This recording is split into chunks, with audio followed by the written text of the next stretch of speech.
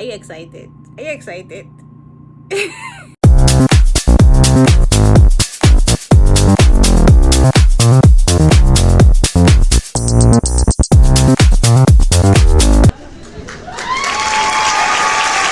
Hey guys, welcome back to my channel. I know it's been a while. I think the last video I uploaded was like a month ago, but I did a collaboration video with another YouTuber.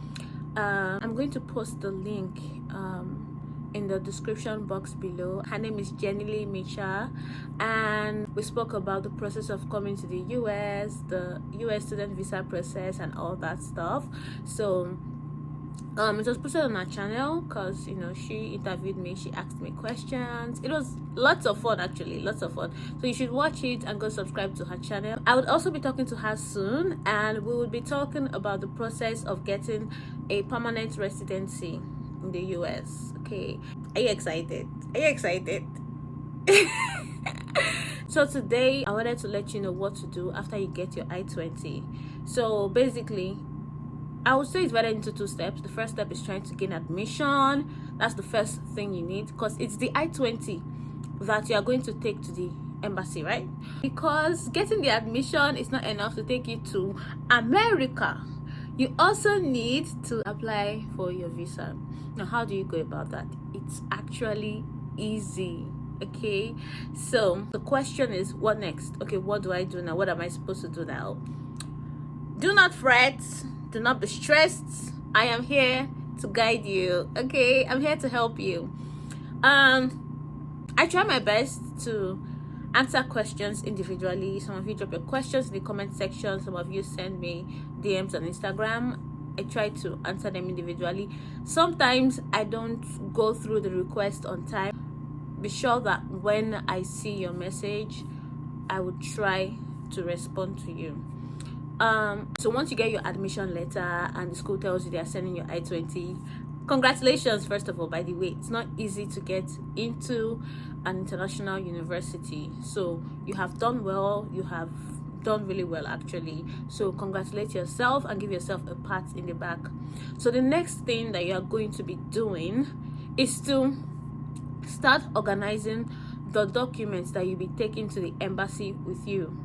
Okay, so that includes your statement of account. The statement of account should be busy for 6 months. Okay, so don't just dump money in there and take it to the embassy. No, it should be busy. There should be activity, and whoever is sponsoring you should be someone that you know. Okay, so if your parents are sponsoring you or a relative is sponsoring you, you should be able to explain what they do. You should be able to tell the visa officer what your parents do, or what your uncle does, or what your auntie does, or your cousin. Like, whoever is sponsoring you, you should be able to explain what they do and why they are sponsoring you, especially if it's not an immediate family member. Just put it out there that, oh, this uncle blah blah blah, there's this relationship there. This uncle has been the one sponsoring you from on your undergrad.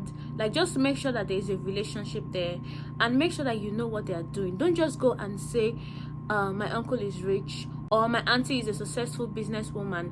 What exactly does she do? What does she import? What does she export? You should be able to explain your statement of account. You don't just take a statement of account there and you don't know what your sponsor does. So you should be able to explain all those things. Even when you're going with your parents' statement of account, you'll be able to explain what your parents do. I believe that you know what your parents are doing. So I mean, you've been writing essays from primary school about your parents' occupation, so you should know what your parents are doing. But anyway, don't just go with a statement of account. You should be able to explain that statement of account, and you should be able to explain your relationship with the person that is sponsoring you. So arrange your documents. You're going to go with your I-20. You're going to go with your acceptance letter. They might not ask you for all these things, but you have to be prepared. You also need to fill a form called the S-160 form. Just simply go to the US visa website. Just a Google search for US visa application Nigeria. Tada! You see options. Tada! You take it to the website. Before you know you're there, you started filling the form. So the form is called the S-160. That is something that you need to fill out, and you need to fill it out very well. I usually advise people to fill it out themselves, so that someone does not put something there, and when you're doing your interview, you're seeing another thing. Once there is any form of discrepancy, they would not approve your visa. Like, if they feel like you're lying, because how can I tell if people are lying? There are so many people that are coming in every day, so they want to be sure that you know what you're saying and you know what you're doing. So make sure that your DS 160 actually aligns with what you are doing. So make sure that you are being truthful when you're filling out your DS 160. You also need to take a passport photograph, and I would advise that you go to a professional studio, because if you go to a professional studio, they will take a fine picture of you, you know. At the embassy, they will see one fine girl or one handsome guy. They'll say, impress them with even the smallest detail. Now, okay, it's not about fine picture, but you should just take fine picture. Also, if you go to a professional studio, many of them have experience with the passports for traveling abroad, so they know the dimensions, they know the specifications, they know what to do. Okay, they know that, okay, yeah, it's supposed to be a white background, your 2 ears are supposed to be showing, and all that. You don't even need to talk too much, you don't need to start explaining too much. They know what to do. Another thing that you need to do is to pay your service fee. So to pay your service fee is quite tricky, because you cannot pay from Nigeria. So what you can do is that you can ask someone who is based in the US, someone that is abroad, to help you pay. Or if you don't know someone that can help you pay, you can just go through an agent. There are some agents that specialize in paying service fee. I would have dropped the link of the agency that helped me pay mine, but they are I think they're no longer operating, or they changed their name or something, because I wanted to give the link to someone recently and I couldn't find them anymore. So just make sure that whoever you're asking to help you pay is reliable. Okay, so ask people who have recently gone through the process and ask them how they paid. If they went through an agency, ask them which agency did it for them, and ask if they are reliable. Just ask questions. Make sure that you are well dressed. Okay, I like to talk about dressing, because you need to dress well. Make sure that you're well dressed. I'm not saying you can buy new clothes or you know, borrow clothes or all that. Make sure that the cloth you're going to be wearing is well ironed. Make sure that you're looking good. Make sure you're looking sharp, you know, by looking like a person of timber and caliber, that when you step into the place, they are going to say somebody important just walked in. Okay, not to exaggerate, but dress good, smell good, just look good. Do you know that when you're well dressed, you even feel more confident? You know that, right? And you need to be very confident during the interview. So dress well. Dress well. Okay. Another thing that you should do is to practice. If you can join WhatsApp groups of people preparing for the US visa interview, look for something like that. You can go to sites like Neraland. I keep mentioning Neraland, and that's because Neraland was very helpful in my visa process. I was there like almost every day. I used to ask questions, you know, to get some clarifications. People were sharing their experiences, so I was just studying. I was studying a lot. So go to Neraland and just ask questions. You can also ask questions. If you don't want people to know that that's you, you can just come up with a name. Create a profile, come up with a name, and just ask questions. Make sure that you are getting something out of it. So while you are studying, while you are reading people's transcripts, you can also ask questions. You can also ask people directly. If they say something and you feel like, oh, there's something not adding up, you can ask them. You can even ask them, okay, what's the name of your school? It's kind of anonymous, so you can put any name there. Create an account and start asking questions. Ask people who draw their transcript questions. So transcripts is them just writing out what questions they were asked and how they answered. Some people might not want to give out too much information, and that's okay. You're not entitled to their information. Okay, they've given you what they want to give you, and that's fine. You should also ask if anyone can do a mock interview with you. There are people there who are usually willing to help others to practice for their interview. Practice in front of your mirror, practice in front of people, practice in front of friends and loved ones. Now, the thing about friends and loved ones and family is that they would always want to support you. Majority of them would want to support you. So practice with people that will support you. Practice with people that have had the experience. So now you might be practicing with loved ones, and of course they would say, oh wow, yes, you're doing a very good job, you're saying the right things.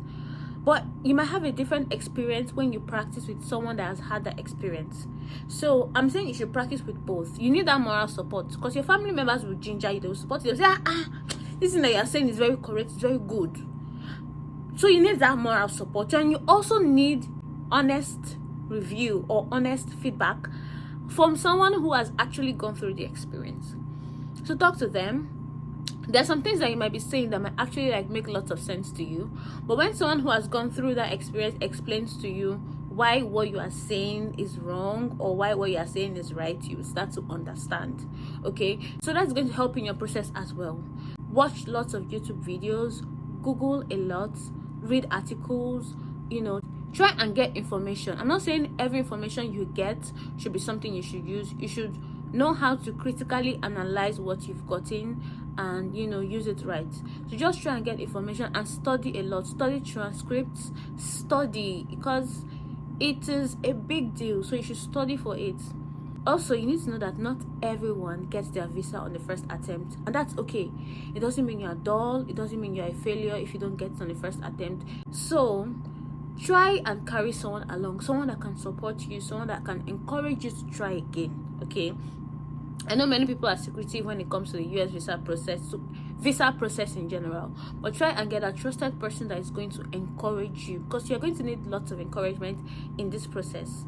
Make sure that you are studying enough and that you are preparing yourself well. Okay, so when you are going for your interview, you need your service fee receipt, you need your DS-160 printout, you need your statement of account, you need your I-20. Those are the major things. You just go with all your documents. Go with all your documents and shame the devil, so that they will not ask you for one thing and you'll be like, it's at home. Don't do that though. It's not heavy, a document, it's paper. Go with all your documents, everything, even your passport that you snapped, carry extra. Just go with everything, okay? And then go there and tell them why you are going to the US. Tell them why you deserve to be given that visa. You have to be very, very confident.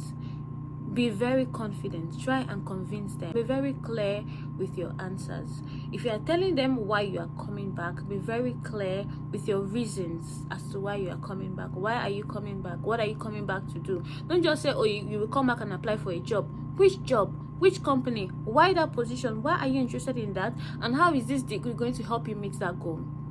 Make sure that you understand what you're saying and that you actually have a plan. Okay, I wish you the best, and if you have any questions, please let me know in the comment section. Okay, kindly like, kindly share, kindly subscribe, and for those of you that are already doing that, thank you. For those that are just joining this channel, thank you for joining, thank you for subscribing. My name is Esther. I'll see you in my next video.